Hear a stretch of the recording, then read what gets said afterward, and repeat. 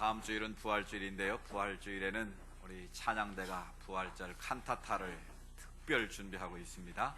다음 주일 부활절 예배 오시면 하나님께 오늘 이 부활절 칸타타로 또한 영광을 돌리겠습니다. 귀한 찬 하나님께서 기뻐 받으신 줄로 믿습니다. 오늘 종료주일 예배 참여로 모두에게 주의 은혜와 평화 가득하시기를 주의 이름으로 축복합니다. 오늘은 종료주일입니다. 종료주일은 예수님께서 십자가를 지시기 위해서 예루살렘 성에 공식적으로 입성하신 주일을 기념하는 그런 날이 되겠습니다.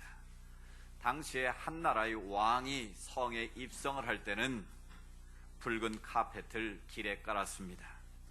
앞에는 군악대의 방파르가 울려 퍼지고 뒤에는 수많은 군인들이 호위를 하면서 뒤를 따랐습니다. 머리에는 왕관을 쓰고 금빛 찬란한 옷을 입었습니다. 그리고 말을 타고 위풍당당하게 성으로 입성을 합니다. 그런데 만왕의 왕으로 메시아로 이 땅에 오신 예수님의 예루살렘 입성은 너무나 초라합니다. 카펫 대신에 사람들이 자기 옷을 벗어서 길에 깝니다. 그리고 군악대의 팡파르 대신에 길가에 늘어선 사람들이 호산나 호산나를 외치고 있습니다.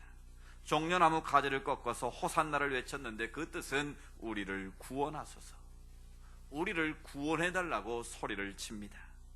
금빛 찬란한 옷이 아닌 예수님은 행색이 남루한 옷을 입으십니다. 많은 무리가 따르는 것이 아니라 그 곁에는 12명의 제자들이 따라오고 있습니다. 그리고 말이 아닌 어린 나귀 새끼를, 스가랴서의 예언대로 주님은 겸손하게 나귀 새끼를 타고 성에 입성을 하십니다.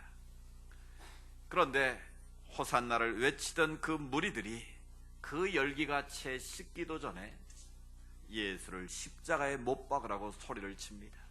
예수를 조롱하고 예수를 비방하며 폭도로 변하게 됩니다.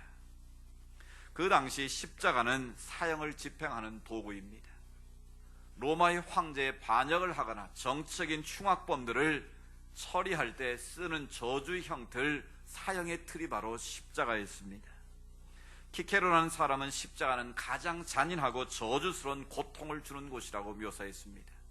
그래서 로마 정부에서는 AD 315년부터는 너무나 잔인한 형벌이기 때문에 십자가형이라는 제도를 폐지할 정도였습니다. 그런데 우리 주님께서는 바로 저주의 형틀인 십자가에 달려 죽으셨다라는 것입니다. 아무런 죄도 없으신 분이 제대로 된 재판 한 번 받지 못하고 자신이 유대인의 왕이라는 그런 주장을 했다는 이유로 종교적으로는 신성모독과 정치적으로는 유대인의 왕이라는 정치적인 누명을 씌워서 십자가에 달려 죽게 한 것이죠. 그런데 참으로 아이러니한 것은 그 당시에 가장 잔인하고 가장 끔찍한 저주의 형틀인 십자가가 예수를 그리스도로 고백하는 모든 교회의 상징이 됐다는 것입니다. 왜 저희 교회 앞에 십자가 달려 있습니까? 십자가는 우리 기독교의 상징이고 신앙의 본질이기 때문입니다. 지난번 멕시코에 갔을 때 멕시코에 있는 교회들은 십자가가 없었습니다. 그 이유를 선교사님이 설명했는데, 당시 스페인이 무력으로 멕시코를 쳐들어와서 무력으로 예수 그리스도의 복음을 전한 거예요. 근데 항상 전쟁을 할 때는 뭘 앞에 들고 왔겠습니까? 십자가를 앞세우고 온 거예요. 그러니까 멕시코인 입장에서 보면 그 십자가는 자기를 죽이러 오는 끔찍한 발소리에 불과한 거예요. 저희들이 나중에 예수를 믿고 난 이후에도 그 십자가를 좋은 뜻으로 받아들일 수가 없어서 가급적이면 십자가를 교회 꼭대기에도 걸지 않고 교회 안에도 두지 않는다는 거예요. 어떤 관점을 보느냐에 따라 달라지겠지만 원튼 원치 않든 십자가는 기독교의 상징입니다. 우리 기독교 신앙의 핵심임에 틀림이 없습니다. 기독교 신앙에 두 봉우리가 있는데 하나는 십자가고 다른 하나는 부활입니다. 십자가가 없는 부활이 있고 부활이 없는 십자가는 아무런 의미가 없는 것이죠. 그래서 이번 주간 우리가 사순절 마지막 주간인 십자가를 통과하면 다음 주에 부활의 기쁨과 감격을 맞이하게 되는 것이죠. 왜 저주의 형틀인 끔찍한 그 십자가가 우리 기독교의 상징이 될 수밖에 없었느냐라는 것입니다. 그럼 또한 오늘 우리는 그 십자가를 어떤 의미로 대하고 있느냐가 중요하지 않겠습니까? 오늘 많은 경우에 있어 십자가는 한낱 장신구처럼 취급될 때가 있습니다. 때로는 목걸이로, 때로는 귀걸이로, 무슨 부적인 양 십자가를 달고 다니는 사람들이 있습니다. 또 십자가는 교회 꼭대기에 붉은색 네온 사인으로 저게 교회라는 그런 상징쯤으로 여겨질 때도 있습니다. 오늘 이 시간, 이 종료주일에 십자가를 지시기 위해서 예루살렘에 입성하신 주님의 모습을 통해서 과연 그 십자가는 내 삶에 어떤 의미가 있는지, 오늘 내 신앙의 자리에서 그 십자가 나에게 어떤 의미로 다가오고 있는지 우리가 다시 한번 고백을 해야 될 줄로 믿습니다.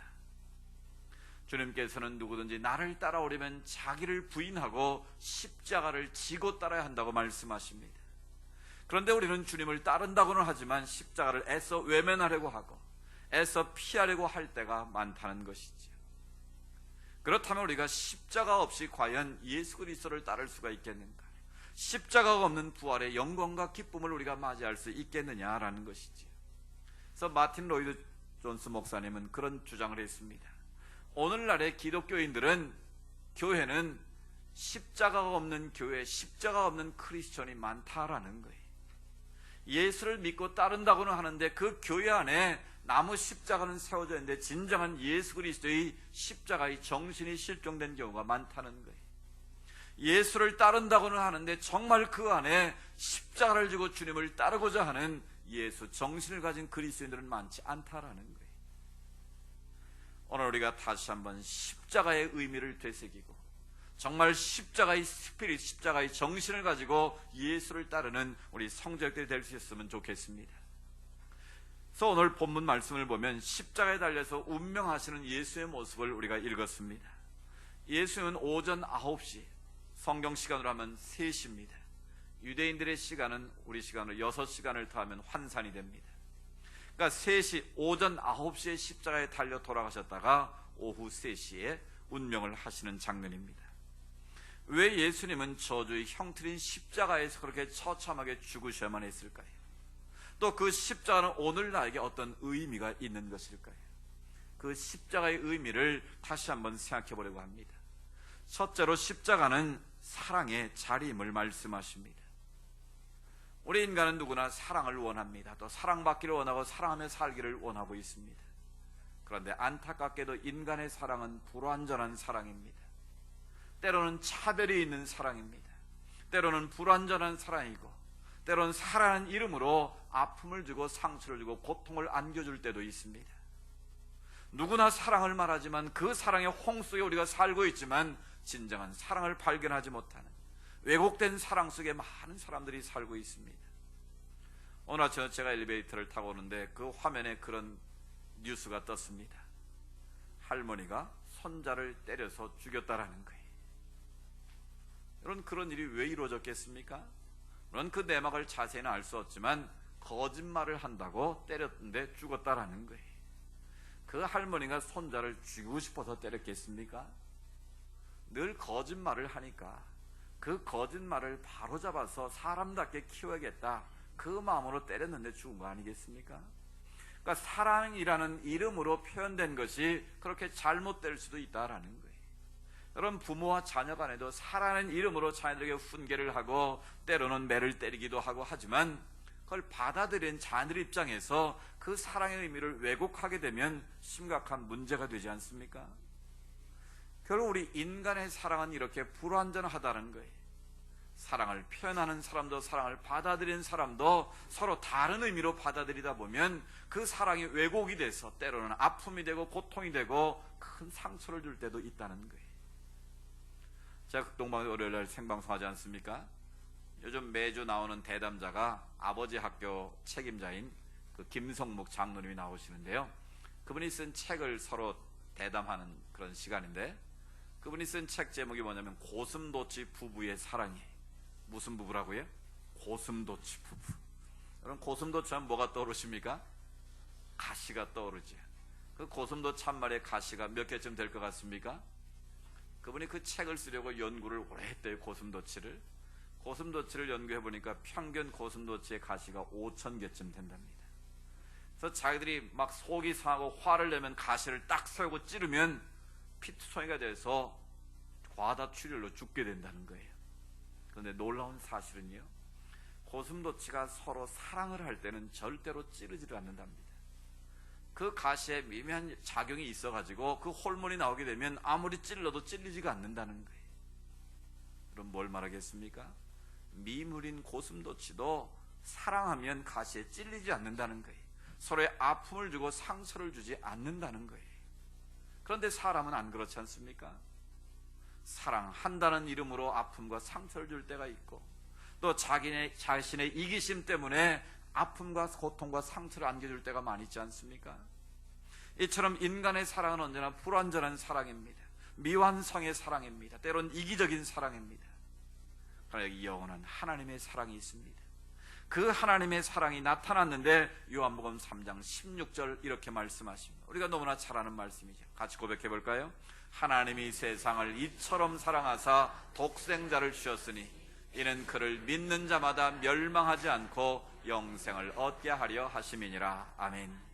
여러분, 이 사실을 믿으십니까? 하나님께서 우리를 이렇게 사랑하신다고 대천명을 하신 것이죠. 이처럼 사랑했는데 세상은 무슨 세상입니까?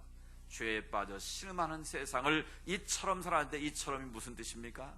독생자 예수를 이 땅에 보내서 끔찍한 저주 형틀에 달려 죽게 할 만큼 이 죄인된 세상을, 죄인된 우리를 사랑하셨다라는 겁니다. 그 십자가의 사랑은 어떤 사랑입니까? 완전한 사랑입니다. 자신의 모든 것을 주는 사랑이요, 생명을 던진 사랑이요, 완전한 차별이 없는 그런 온전한 사랑임을 우리에게 말씀하고 있습니다. 그 십자가의 사랑만이 우리를 구원할 수 있고, 그 십자가의 사랑만 우리의 모든 아픔과 우리의 모든 고통의 문제를 치유할 수 있다라는 것입니다. 우리 인간의 사랑은 늘 불완전할 수밖에 없습니다. 그러나 성경 말씀대로 하나님의 사랑이 우리에게 부어지게 될 때, 그 사랑은 바로 십자가에서 무조건적인 그 하나님 아버지의 사랑이 우리 가운데 부어질 때만 우리는 온전한 사랑의 자리로 나아갈 수 있다는 겁니다. 우리는 사랑해야 될 사람조차 사랑하지 못할 때가 있습니다.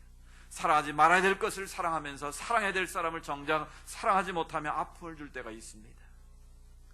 그 아픔의 사랑을 넘어서는 영원한 사랑이 무엇입니까? 바로 십자가의 사랑인 줄로 믿습니다. 이 한 주간 우리가 기도해야 될 기도의 제목은 바로 그것입니다. 하나님, 내 안에 아직도 이기적인 사랑의 모습이 있습니다.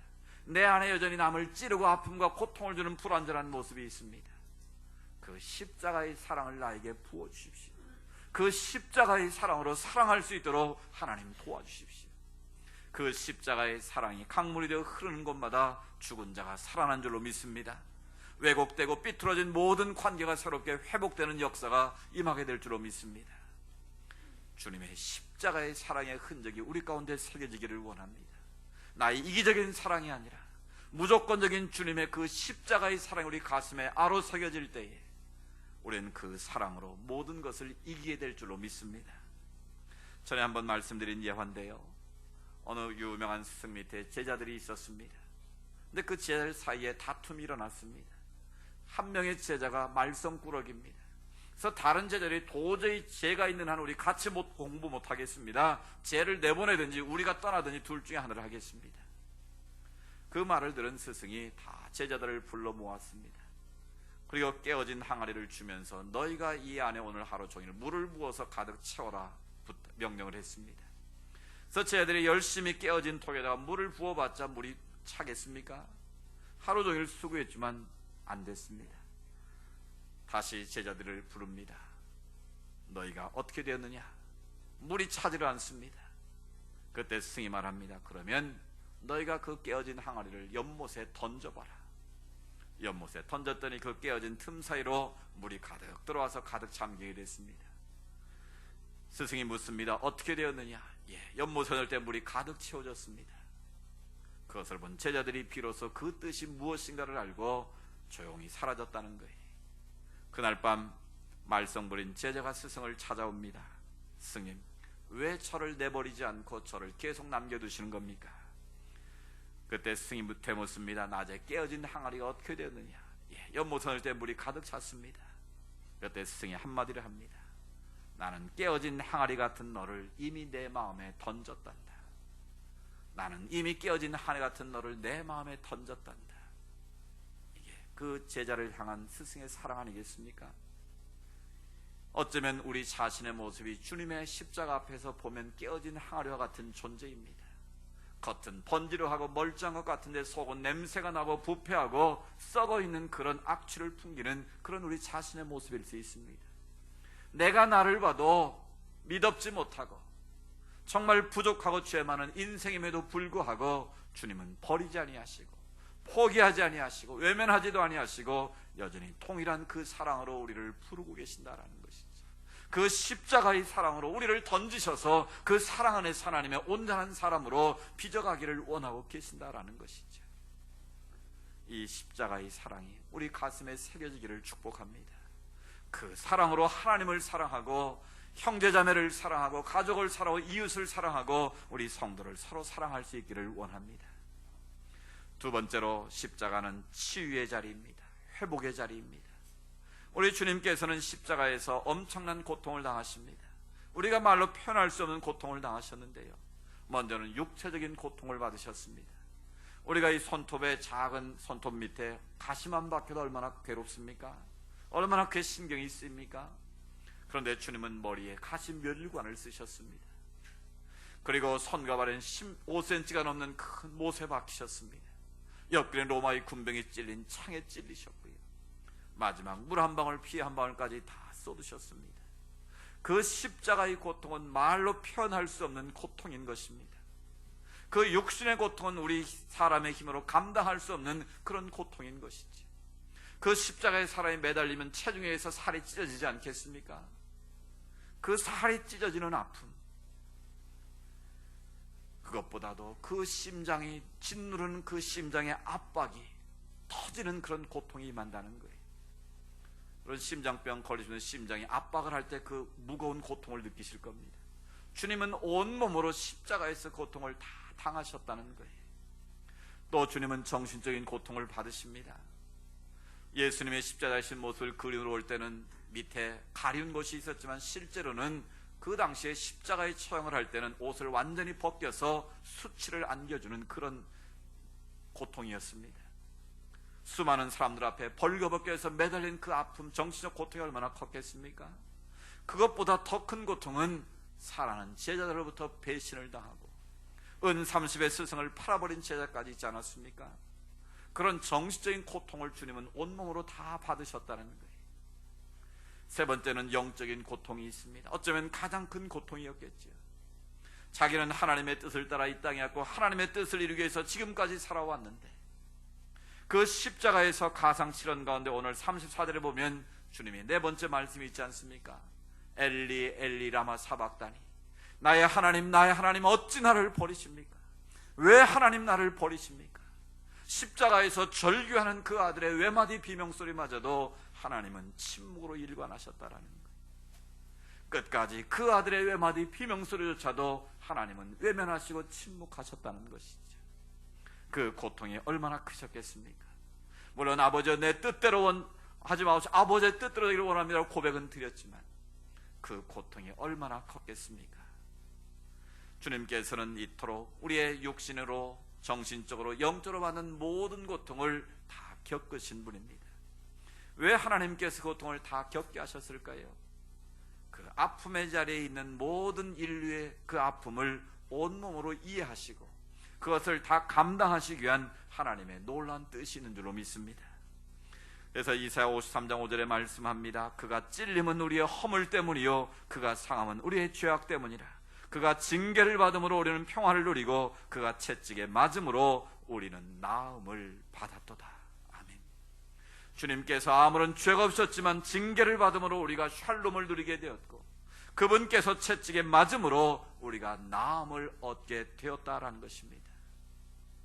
이런 우리의 아픔과 상처를 치유할 수 있는 길이 어디 있겠습니까?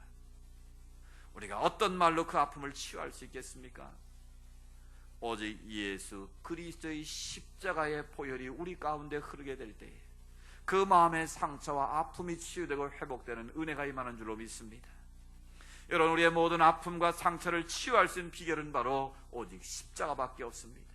인간의 그 어떤 노력도 어떤 시도도 우리의 그 아픔의 상처를 치유할 수는 없다는 거예요. 아픔의 증상은 해결할지 모르지만 근본적인 그런 영적인 문제, 정적인 문제를 치유할 수는 없다라는 거예요. 그러나 그 십자가를 통과할 때, 그 십자가의 흔적을 우리가 가지게 될 때 우리의 육신이 치유되고 우리의 정신이 치유되고 영혼이 치유되는 그런 하나님의 역사가 임하는 줄로 믿습니다. 여러분의 마음의 상처가 치유되기를 원하십니까? 여러분 고통에서 벗어나기를 원하십니까? 주님의 십자가 앞에 여러분의 아프다는 것을 인정하시기 바랍니다. 내 아픔과 고통을 그대로 주님 앞에 다 드러내시기 바랍니다. 그리고 두 번째는 자신의 상처에 대해서 책임을 지시기 바랍니다. 우리는 자신의 아픔과 상처가 있을 때 나는 잘못한 것 하나도 없고 다 너 때문이라고 말하기 쉽습니다. 근데 여러분, 모든 문제는 항상 보면 쌍방이지 일방적일 때는 없는 것 같습니다. 그러나 나는 잘못하는데 다 너 때문에 내가 이런 피해를 보고 상처로 아픔 가운데 있다고 다 상대방에게 자기 문제를 투사시키는 것이죠. 여러분, 그렇게 생각하는 한은 문제가 해결되지 않는다는 거예요.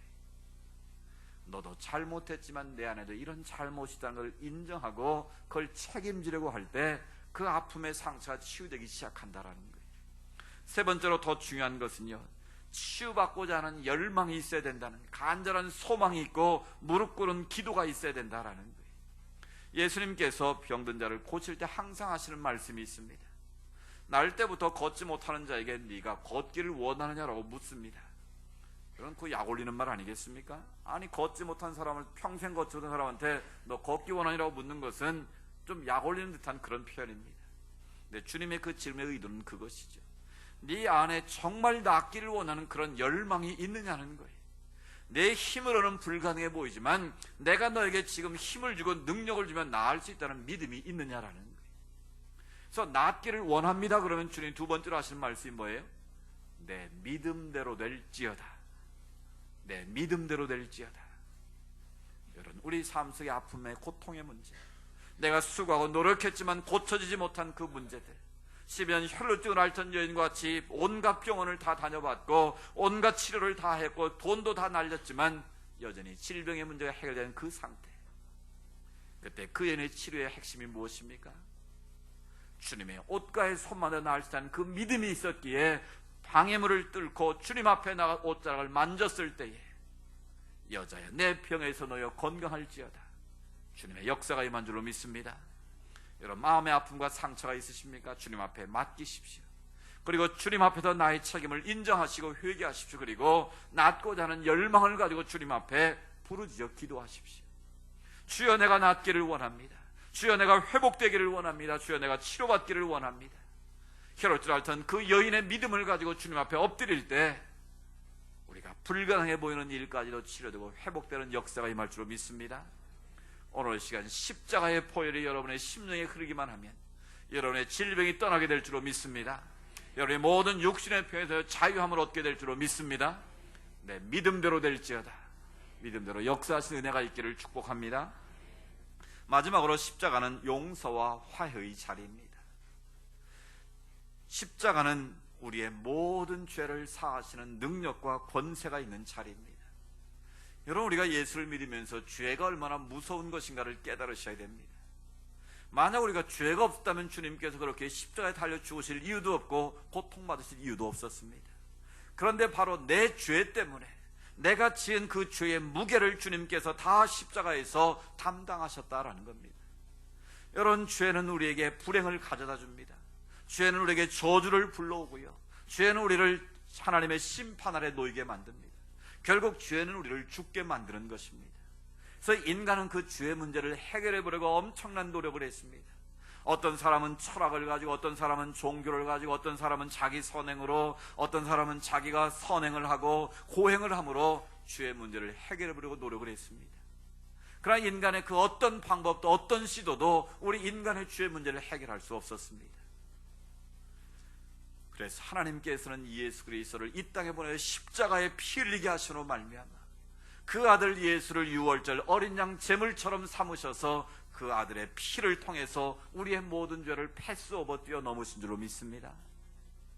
내 안에 죄책감이 있습니까? 열등의식이 있습니까? 수치심이 있습니까? 우리의 죄로부터 자유케 하는 비결은 바로 예수 그리스도의 십자가의 보혈인 줄로 믿습니다. 우리가 찬양 부른 것처럼 나의 죄를 씻기는 예수의 피밖에 없네. 나를 정케 하기도 예수의 피밖에 없네. 오직 예수의 보혈만이 우리의 죄로부터 우리를 자유케 하고 우리를 해방시키는 능력이 있는 줄로 믿습니다. 오늘 시간 세례를 받은 여러분들 고백한 것처럼 내가 예수 그리스도를 믿음으로 내 죄 사함 받고 하나님의 자녀 됐다는 권세를 우리가 고백할 때, 그걸 깨닫게 될 때 우리는 하나님의 자녀로서 자유함을 누리며 살 수 있는 것이죠. 결국 이 죄 사함 받은 우리들은 하나님과 우리 사이에 새로운 길이 열렸음을 성경은 고백합니다. 예수님께서 십자가에 달려 돌아갔을 때에 성소 휘장이 위로부터 아래로 갈라졌다고 말씀합니다.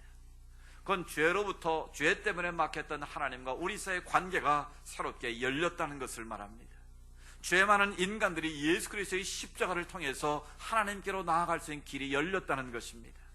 따라서 우리는 예수 그리스도를 믿는 믿음으로 하나님을 아빠 아버지라 부를 수 있고 예수 이름으로 하나님께 짓고 기도할 수 있는 길이 열린 것입니다. 따라서 예수님은 우리의 화해자가 되셨습니다. 우리의 모든 죄를 용서하시고 우리를 하나님께로 나아가는 화목하게 하는 그런 제물이 되신 것이죠. 우리가 십자가를 지고 산다는 것은 무엇이겠습니까? 이제 우리가 죄 사함 받고 하나님과의 화목을 이룬 자들이라면 우리가 지금부터는 화목하게 하는 직책을 수행한 자로 사는 것, 그것이 바로 십자가의 흔적을 가지고 사는 길 아니겠습니까? 여러분, 우리가 정말 십자가를 통해서 하나님의 사랑을 받고 우리가 모든 죄와 질병으로부터 치유를 받고 우리가 용서받은 하나님의 자녀가 되었다면 이 비밀을 누구에게 전하겠습니까? 누구에게 전해야 되겠습니까? 아직도 이 비밀을 알지 못하고 살아가는 불쌍한 영혼들에게 이 십자가의 도를 우리가 전해야 되지 않겠습니까? 누가 부활의 기쁨을 가장 감격적으로 맞이할 수 있을까요? 바로 십자가의 비밀을 깨닫고 그걸 알지 못하는 자들에게 전해서 그들과 함께 나오는 맞이하는 부활절이 가장 큰 부활의 기쁨이 될 줄로 믿습니다. 이 한 주간 여러분이 작정한 VIP를 위해서 기도하십시오. 믿다가 낙심한 영혼들을 위해서 기도하십시오. 그리고 다음 주일 부활주일에 우리가 기쁨과 감격으로 주님 앞에 나와서 부활의 기쁨과 감격을 함께 누릴 수 있다면 그것이 진짜 부활의 기쁨일 줄로 믿습니다. 바울은 고백합니다. 갈라디아서 6장 17절에 내 몸에 예수의 흔적을 지니고 있다고 고백합니다. 그가 가지고 있는 예수의 흔적이 무엇입니까? 6장 14절에 말합니다. 내게는 우리 주 예수 그리스도의 십자가 외에 결코 자랑할 것이 없다. 바울은 십자가 외에는 나는 자랑할 것이 없다고 말씀하고 있습니다. 여러분은 지금 무엇을 자랑하기를 원하십니까? 여러분 무엇을 귀하게 여기고 계십니까? 오늘 바울의 고백처럼 나는 십자가만을 자랑하겠습니다. 나는 십자가만을 붙들고 살겠습니다. 이 세상의 그 어떤 것보다도 십자가만을 가장 고사한 것으로 알고 십자가를 지고 살겠습니다. 이 믿음의 고백이 우리의 삶의 고백이 될 수 있기를 축복합니다. 오늘 종료주일이 지나면 내일부터 고난주간이 시작됩니다. 이 고난주간 주님의 십자가의 흔적을 가지고 우리가 주님께로 나아가 부활의 영광의 자리에 이르기 위해서 우리가 해야 될 일이 무엇이겠습니까? 다시 한번 그 하나님의 십자가의 사랑을 내 마음에 새길 수 있기를 원합니다. 그리고 아직도 내 안에 있는 상처와 아픔들을 주님께 맡기고 기도함으로 치유와 회복의 역사가 있기를 원합니다. 그리고 주님께서 화해자가 되시고 우리를 용서하신 것처럼 우리도 그렇게 화해자로서의 삶을 살아갈 수 있기를 원합니다. 우리가 그 사명 감당하도록 우리가 새벽을 깨우며 함께 기도함으로 주님과 함께 골고다를 향해서 올라갈 수 있기를 원합니다. 그래서 십자가 하나의 장식품이 아니라 내 삶의 가장 귀한 흔적이 되어서 그 십자가의 능력이 우리 가운데 머물게 될 때 우리는 세상을 변화시키고 세상을 이끌어갈 수 있는 영향력 있는 하나님의 사람들이 될 줄로 믿습니다. 이 은혜가 우리 모두에게 있기를 주의 이름으로 축복합니다. 하나님 아버지 감사합니다. 종료주일 아침 주님 앞에 나와 예배를 드리며 십자가의 흔적에 대해서 말씀을 들었습니다. 주님의 십자가의 사랑이 아니었으면 우리는 감히 주님 앞에 나올 수 없는 죄인들이었습니다. 우리를 용서하시고 치유하시고 회복시키지 아니하셨더라면 우리는 하나님을 아버지로 부를 수 없는 자들이었습니다. 그러나 하나님의 그 크신 사랑과 그 치유하심의 은총으로 인하여 화해하시는 그 직책으로 인하여 우리가 하나님의 자녀가 되고 하나님의 자녀의 권세를 두고 살아갈 수 있도록 은혜 주셨사오니 감사합니다. 이 사순절 마지막 주간 다시 한번 주님의 십자가를 깊이 묵상하게 하시고 그 십자가 든든히 붙잡고 십자가의 능력을 덧입게 하여 주시옵소서. 나는 너를 위해 내 목숨까지 바쳤건만 넌 날 위해 무엇을 하느냐고 주님께서 우리에게 물으실 때에 우리가 부끄러움 자리에 서지 않도록 이 한 주간 다시 한번 깨어 기도하게 하시고 주님의 십자가 든든히 붙잡고 믿음으로 나아가는 거룩한 주의 백성들 되게 하옵소서. 그래서 십자가의 사랑이 우리 가운데 흐르게 하시고 그 사랑이 흐르는 곳마다 병든 자가 치유되고 상한 마음이 회복되어지며 분열과 갈등이 있는 곳에 주의 화목하게 하시는 역사가 하나님의 샬롬이 임하게 하여 주시옵소서. 예수님의 이름으로 기도드리옵나이다. 아멘. 오늘 주신 말씀 생각하며 파수의 창으로 150장 우리 1절 4절 같이 부르겠습니다.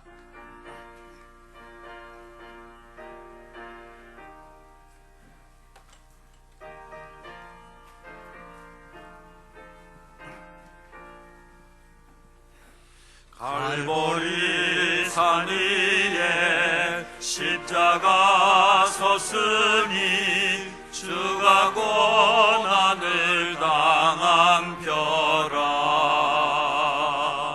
험한 십자가를 내가 사랑함은 주가 보혈을 흘림이라. 죄의 승리를 얻기까지 주의 십자가 사랑하리. 빛난 멸류관 받기까지 험한 십자가 붙들겠네. 다 같이 일어서 찬양드리기 원합니다. 주님 예비하신 나의 본향집에 나를 부르실 그날에는 영광 중에 계신 우리 주와 함께 내가 죽도록 충성하리.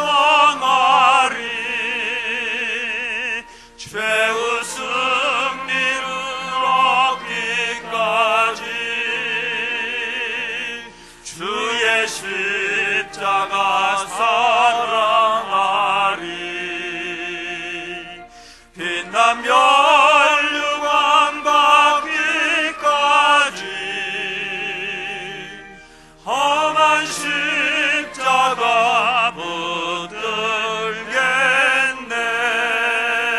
붙들겠네. 아멘. 우리의 영원한 산 소망이 되시는 예수 그리스도의 은혜와 하나님 아버지의 크고 놀라우신 사랑하심과 성령님의 인도하시고 위로하시고 교제하심의 역사가 주님의 십자가의 사랑의 흔적을 가지고 살겠습니다. 믿음으로 고백하며 세상에 나아가는 주의 백성들 머리머리 위에 믿음의 소원들 위에 이 나라와 이 민족 위에 이제로부터 영원토록 함께 하시기를 간절히 축원하옵나이다. 아멘.